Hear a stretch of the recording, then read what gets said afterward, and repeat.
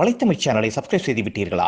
பயனுள்ள வீடியோக்களை பெற youtube.com/வலைத்தமிழை சப்ஸ்கிரைப் செய்து பக்கத்தில் உள்ள பெல் சிம்பலை கிளிக் செய்யவும். What I do is I will first give you a briefing about Singapore, how Singapore has started and then how Singapore has grown, and then tell you about 15 to 16 accreditation about Singapore, where it is today, and then go into the topic of telling you where each how to set up a company, what others are doing, what these 8,000 Indian companies are doing in Singapore. That I take it after I finish. There is no slide about the rest of the talk I'm going to speak about. The first portion where the 15 accreditation I'm going to show you in the slides. After I finish my talk, I would like to engage in question answer section, whereby anyone has got any pressing in your mind to ask me any questions, feel free to ask me, including immigration, which I also do a touch about immigration, migration to Singapore. So not only I'll touch on business and also the rest of it, including concluding with immigration. Now, before I start, how Singapore has established. In 1960, prior to 1965, Singapore was one of the states of Malaysia. So what has happened is, after it got separated, Singapore was a fishing village. Singapore was looking into how to develop into a greater city, find opportunities for people to get employment. So the father of the nation, which you all heard about, Mr. Lee Kuan Yew, who is a lawyer by profession, went to Cambridge to study law. He came back. He started running the country. So he felt that what is the best way of running Singapore? Being a small nation and get the best out of the nation, what is the best way of doing it? So he approached Dutch economists to give him what's the best way of doing things. What the Dutch economist advised him is that keep Singapore as an open economy. Goods can come in and goods can go out. Money can come in and money can go out. There's no restrictions of movement of goods and movement of money. So exactly he followed what the Dutch economist advised him to do, and he came up with that idea. Today, you may have duty for few things. I'm telling you, duty means the customs duty for liquor, garments, and for cigarettes and all those things. Other than that, anything you're going to bring in, there is no duty is payable. You have goods and service tax like VAT in some other countries, like GST in India. The GST rate in Singapore is 7%. So what exactly in India, the input tax can be offset with the output tax. If people are going to set up a company for doing an import-export trade, automatically you collect back the 7% GST which you are going to pay. Now one more thing you can ask me, what these 8,000 companies are doing. First I will talk about the accreditation and come into this.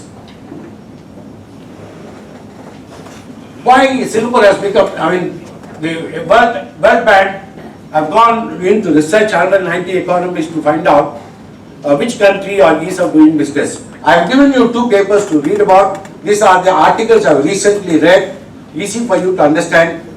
I don't know whether the mic is working or not. Yes, sir. Fine. So, in ease of doing business, for a long time Singapore was number one, it has now become number two. Then you can ask me, there may be there are a lot of pointers to find out why the ease of, there are 10-15 criteria they look into to find out why the countries are being classified. I do not know which point Singapore has lost to New Zealand, but Singapore was there for a long time. Coming to the credit rating companies in the world, there are 3 credit rating companies you know in the world, Standard & Poor's, Moody's, and then Fitch. All of them are American companies for your guide information. Those who do credit rating of companies and nations in the world. All the 3 credit rating companies in the world have rated AAA, only 11 economies in the world, and Singapore is one among the economies. You know most of the other economies like Liechtenstein, Luxembourg, Switzerland, Norway, Sweden, or the rest of the countries which form the balance of 11 countries. Number of millionaires in the world, as of June 2018, 183,737 millionaires. You can ask me how Singapore can produce so much of millionaires. Because there are millions of dollars of business is made, taxes are low, people accumulate money. There is no, when it comes to taxation, what you earn in Singapore is only subject to tax. What you earn abroad and brought to Singapore is not subject to tax. And the corporate tax is 17%, and whenever it comes to personal income tax, the highest rate is 22% when it exceeds $320,000. So, people concentrate and do global business using Singapore as a base, using Singapore as a brand name. They can accumulate money, hence you have got more millionaires. Then Singapore port has been repeatedly voted as best port in the world because the efficiency, transshipment are all happening in Singapore.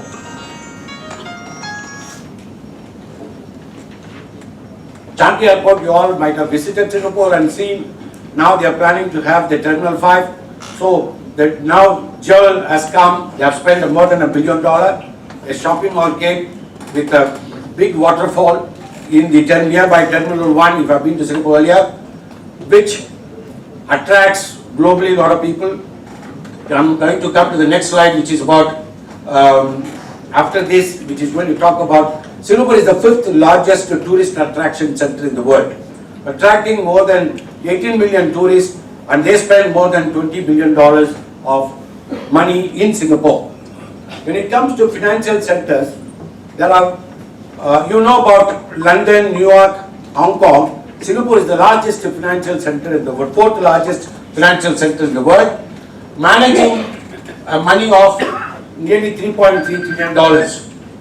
When it comes to foreign exchange center, foreign exchange center is the 3rd largest in the world after London, New York and Singapore. I also quoted the amount of transaction done in all these 3 countries. Tourism, I explained to you about the 5th spot. Singapore also, World Research Global Ranking of 30 tech cities. Singapore is ranked 6th in that. Bangalore is standing on the 29th position.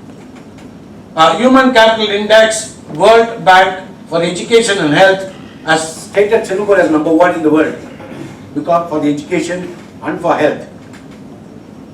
The Singapore passport, you can travel for more than 186 countries, while on Japanese passport is 187 countries. So without visa you can travel for more than 186 countries in the world.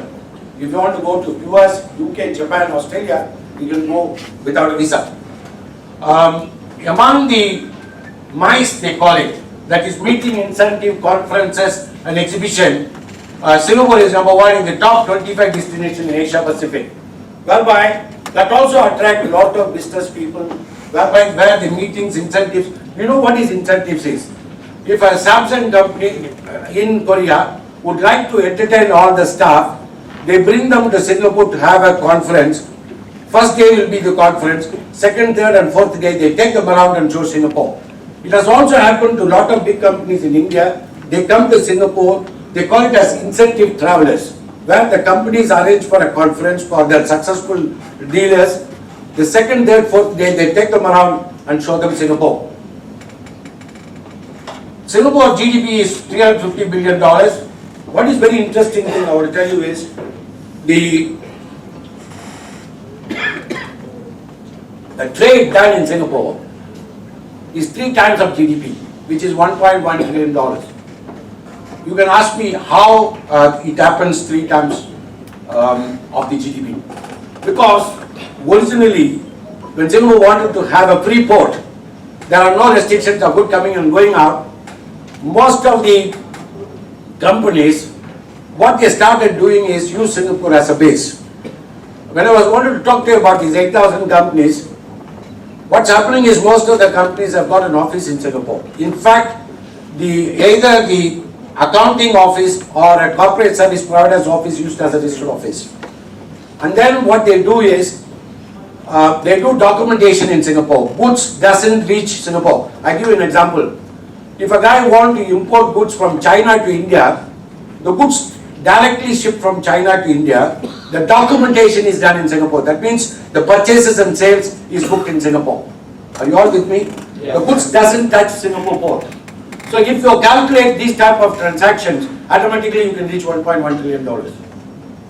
So people buy goods from Korea, Taiwan, Hong Kong, Australia, and it comes directly to India. The purchase invoice is made on Singapore, sales invoice is made from Singapore on the Indian party, purchase and sales is booked in a company, you have incorporated in Singapore, the expenses are booked in, the profit is declared, audit is done, tax is paid. So, out of the 8,000 Indian companies, most of them doesn't have their own office premises. They use the auditor's office as the register office.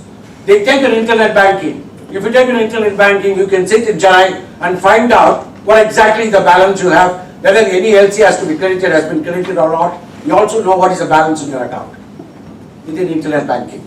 So, that's the reason why, then you can ask me, why the Indian companies or 8,000, what about the other countries' companies? What about China? That actually will come into your mind. More than 6,500 to 7,000 Chinese companies are there. You all know about Chinese also do trade from Hong Kong. Hong Kong is primarily the main attraction for them to carry on a global trade. Singapore is secondary for them to come and set up offices in Singapore. Nearly 6,500 to 7,000 companies. We are proud to say that Indian companies are #1 companies in the list of other countries' companies in Singapore. Then it's followed by Chinese, then you have got 1,000 American companies, 1,000 Korean companies, Australia, New Zealand companies, European companies, British companies, Nordic countries companies, all of them are there established. They also have, respectively, have the Chamber of Commerce. They have Singapore American Chamber of Commerce, Singapore Japanese Chamber of Commerce, because these companies have gone to them as members, united to carry on the trade between Singapore and the respective countries. When it comes to the GDP, I said about it, when it comes to per capita income, the Singapore has even beaten US in the number of, the per capita income of individuals. The first in the world you all know about is Switzerland, followed by Qatar, third one is Singapore, fourth one is US. If you want to know the Singapore, because those who can't read it on the back, the Singapore per capita income is $55,235,000 US dollars. The first one is Switzerland, which has got US 76,667. This copy of this presentation I have given to Mr. John Morris. You can take a copy from him if you need it. Then world biggest economies are just for information. I have added up onto Singapore. You know, US is the biggest economy in the world. The second biggest is China, and the fifth one is UK, India. Actually, UK and India is trading between each other because UK economy is $2.62 trillion. Indian economy is close to $2.60 trillion. So, the possibilities of India taking over Britain and becoming the fifth largest economy in the world shortly because of the 78% growth which you are continuously seeing past 2-3 years. The next one is about top meeting destinations also. What is surprising is that in that small country, the number of hotel rooms is very higher. I am surprised also when I was reading this. There are more than 262 meeting hotels are in Singapore. It is always difficult to get an accommodation. Whenever my client calls me and says, Mohan, I want to meet you in Singapore, I am coming on this day. And if he says that, please book a hotel room for me. I said, that's the most difficult thing for me. Please try to do yourself, settle down, come, I am happy to do the rest of the work for you. What I am saying is that it's not only expensive, it's also not easy to get a hotel room in Singapore. Coming to the global talent, Singapore is second most global talent competitive index, is second in the world. India is the 80th position in the global talents competitiveness index because 1.3 billion is taken into account now. Third place in global ranking of least corrupt countries. I have listed out all the countries where they are talking about. Denmark is #1, followed by New Zealand. Then 4 countries in fact, Finland, Singapore, Sweden and Switzerland share the third position in the corruption perception index. Okay, what's the trend happening today in Singapore is that co-working space. WeWork is an American company which has established a big office in Singapore. What they do is, nowadays even people who develop offices, they do not make rooms, partitions, make a smaller unit, bigger unit. They work along with co-working space companies. So that what happens is they can move into any co-working space, pick up 10 tables or 50 tables, enlarge it to 1000 tables based on the requirements of the staff. So what is happening is that the developers of office properties also work along with co-working space.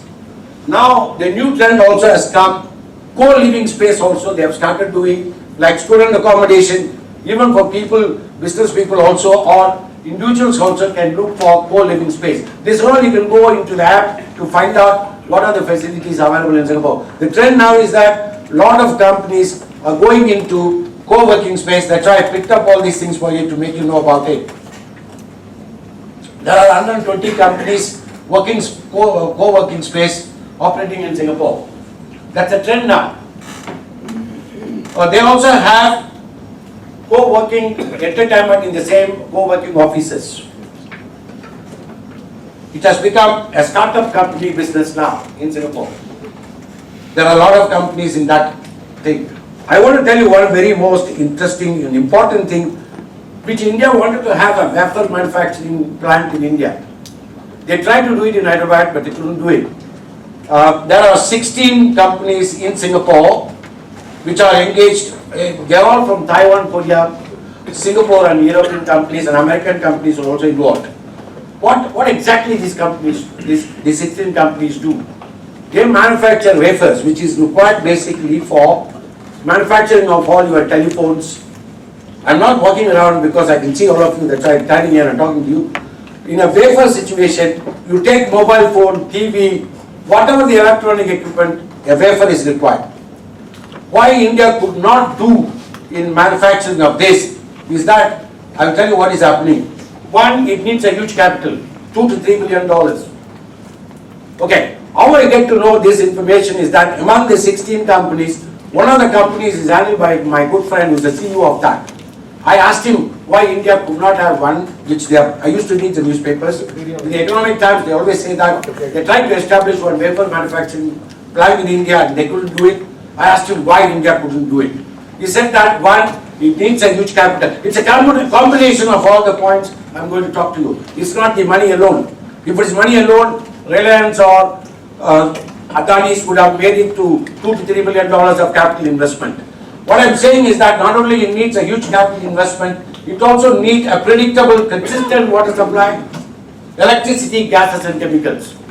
Water supply, consistent water supply, electricity, gas and chemicals. This also need, you should also have a back-end user. What do you mean by back-end user? It should be like Toshiba, Fujitsu, Samsung, LG, where you do a manufacturing operation. Because if you start producing wafers, somebody has to consume. It has to go into your product. So, unless there is a back-end usage of the wafer which is manufactured, it's not possible to have an industry. So, combination of this, it was not possible in India. But there are 16 factories in Singapore. Same way, if you look at now, data centers have come. You name the top companies in the world, either Apple, Google, or anyone in the world, each one has got their own data centers. There are more than 50 data centers established in Singapore. What's the reason why they are coming to Singapore? One, political stability, consistency of getting all the power and everything, and then ease of doing business, rule of law, and then everywhere Singapore brand is consistently sought after by most of the people in the world. If you have a company in Singapore, send out an email for an inquiry, you get a reply in 10 minutes. Because they feel that doing business with a guy in Singapore is possible, trustworthy, and the chances of concluding this business is very good. So they are very keen to do business with a guy from Singapore. I don't mean that it's not happening in other countries. What I mean is the confident trust comes straight away. The same case, what happens is, anybody flies from India to set up a company in Singapore, I always tell them, come and see me in the office. Not because I want to show you my office. By seeing face to face, I have been in a position to convince him, make him to be my client. Even you would have seen 4 auditors in Singapore. Can you all give me a round of applause? Thank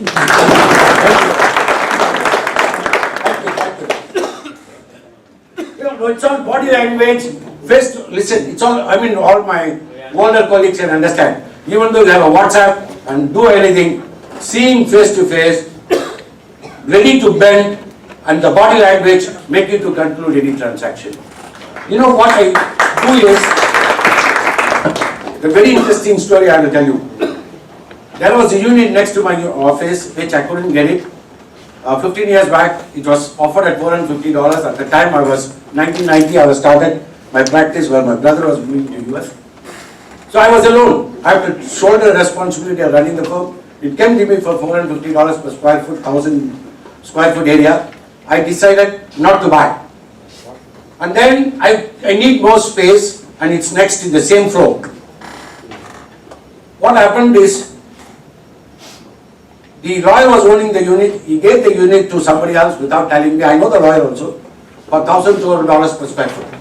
It happened after 10 years. Then I'm always eyeing on the unit. Then one day, he was in the toilet, I only meet him in the toilet. I was also in the toilet. So he told me, Mohan, I'm going to sell my unit. If you're interested, please let me know. You know what I did? I said, go to your office, 10 minutes I'll be there in your office. I went to his office, I asked him, I had already made up my mind to buy the unit. I went and asked him the first question, how much you want to sell for? The market rate is 1425. He said, I want 15. I told him, I am interested in the unit, I want to conclude this contract, can I offer you 1450? He said, no, give me 1475. I said, 1450, I can give you my check right away. He said, okay, I'll give you. It's all happened in 5 minutes. It's all, you clearly mentioned your intention to conclude the contract, ready to bend, ready to adjust and move, you will be successful in that. This is my practical experience. EDB is attracting more than $10 billion of investment. You can ask me how EDB is. There are two bodies in Singapore. One is called Economic Development Board, other one is called, previously it was called Trade Development Board, now it is called Enterprise Singapore. You can go into the website to know www.edb.gov.sg or go into www.enterprise.gov.sg. What you can get is, what is the function of these two organizations? When it comes to Economic Development Board, it's interested to attract investment into Singapore, mainly in manufacturing. The Enterprise Singapore has got 45 to 50 offices globally. You name the place, they have offices. They have an office in Chennai, they have an office in Delhi and also office in Mumbai. What's happening is that they are interested to do trade between Singapore and that country. So one organization was looking for manufacturing into Singapore, another organization is interested in promoting trade between the countries. Both do a fantastic job. What exactly the guy, if he's an EDB guy, if he meets a manufacturer in Mumbai, he will tell him, why you don't have an operation in Singapore? Come to Singapore, your technology is acceptable to us, what do you want? I will give it to you. So once you are going to talk to him like that, the guy is prepared to come to Singapore, sit with the government. Then he will say, I need this much of space given to you. I need this much of support from the government given to you. I need the pioneer status so that there is no tax for the first 5 years given to you. Do you want to co-invest? We are prepared to invest with you. When I was talking about the earlier, the wafer manufacturing one, there are 16 industries are there. Few of the industries, the government has invested in that. It's a collaboration between Taiwan, Singapore government, EDB. EDB has got an investment arm company which will make the investment. Beyond, there are two companies also in Singapore which do the investment of the reserves of the government. It has got huge surplus in the world. There are two companies, one is Temasek Holdings, the second one is GIC, Government Investment Corporation.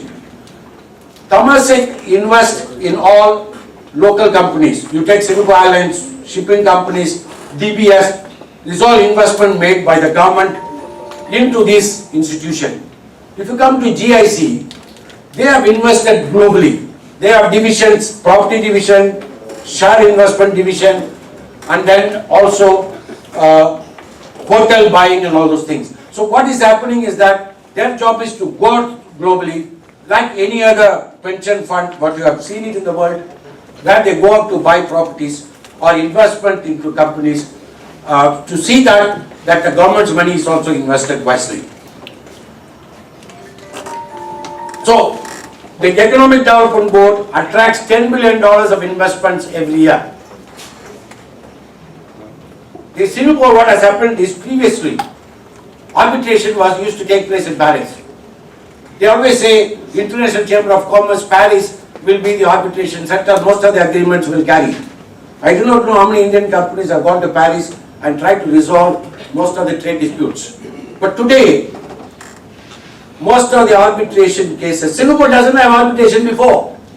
It came into their mind, why can we develop this arbitration, we make Singapore as a best arbitration center. You already basically have got the basic infrastructure, the best banking, best insurance companies in the world. There are more than 500 banks in the world are there in Singapore. You name the bank in the world, they have offices in Singapore. So, when you have got the beautiful infrastructure with banking and finance support, it's easy for you to bring in, add to the situation. So when they started the arbitration center in Singapore, most of the Indian companies started putting into the trade agreements to use Singapore as an arbitration center. Okay, immediately what our Indian lawyers will say, I would like to come and represent. So the government said that Indian lawyers can come and represent. If in the agreement you talk about Singapore law, it's accepted. If you are going to deal with Indonesia, the Indonesian party says that we should follow Indonesian law, accepted. If the party is between India and Indonesia and the Indian party say Indian law is to be accepted, it's accepted. So based on the law, if most of the guys I have seen, when they get into the contracts, they prefer Singapore law. And Singapore plays as arbitration. More than 60 to 70% of the arbitration cases done in Singapore are from India. So, it has developed one of the biggest arbitration centers in the region. They also put up an office in Mumbai to ask people to get into the contract, use Singapore as a base for arbitration. See, there is no restriction in foreign law firms engaging, advising on arbitration in Singapore. See, they also don't, it's all the added advantage what they have added on to that. What is interesting is that the arbitration awards are enforceable in over 150 countries in the world. Okay? They also put up in Mumbai office, as I was telling you earlier.